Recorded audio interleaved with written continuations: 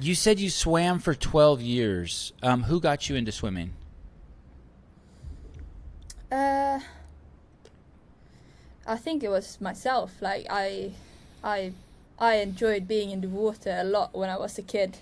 So it's no one in my family swims. So I think it was just myself.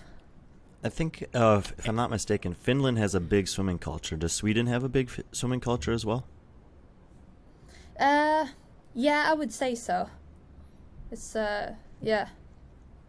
I'm just trying to think if any of the other like Swedish athletes have really stood out. You know, like, for example, Jonna Koski is like such a good swimmer, and I think Amelia is a pretty good swimmer too.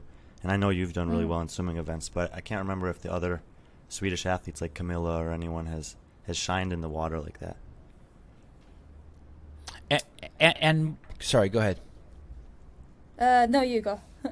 When you swim for 12 years, did you have a goal? Was it like to get a collegiate scholarship? Was it to go to the Olympics? Did you have a goal?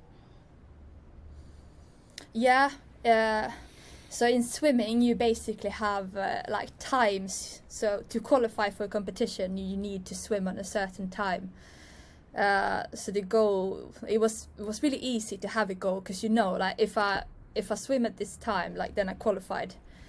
And the goal was to go to college, but I actually stopped swimming before that. So the highest level as a swimmer was like the Swedish championships. Just out of curiosity, I used to swim as well. Was there a certain stroke or event that was your favorite or best? 200 butterfly. That would make sense for the strong lats. Yeah, that's exactly what I was thinking. And why did you quit?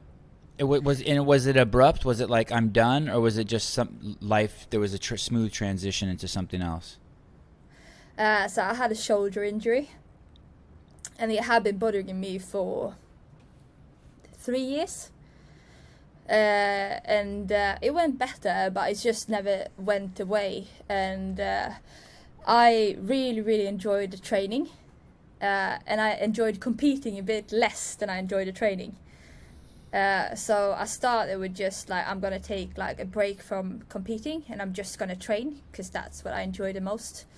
But then it's like the shoulder injury got more of a problem because the motivation for competition disappeared.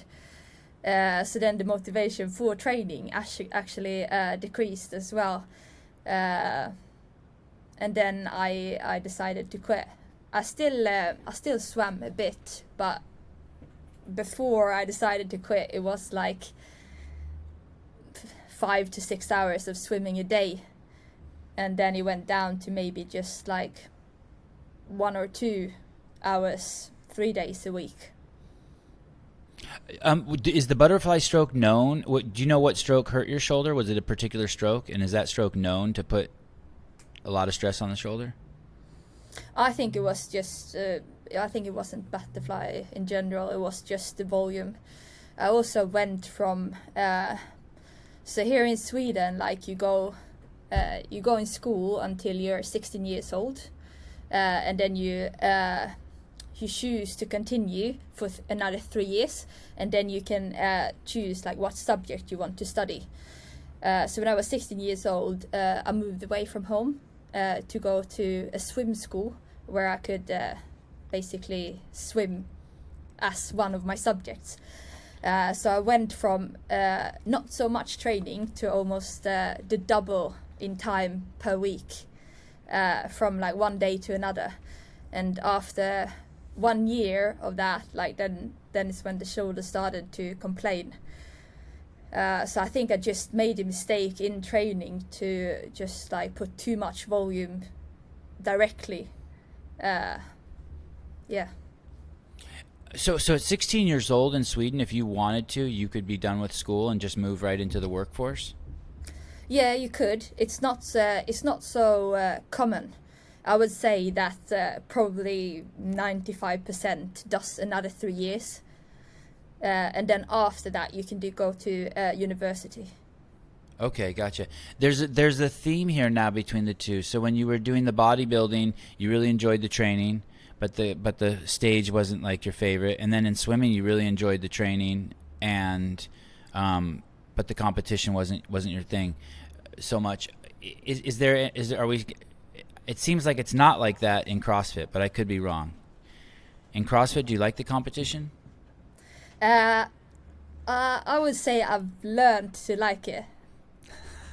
Yeah. Did that come with age? Is that because you got older and more mature, or what do you mean? How have you learned to like it?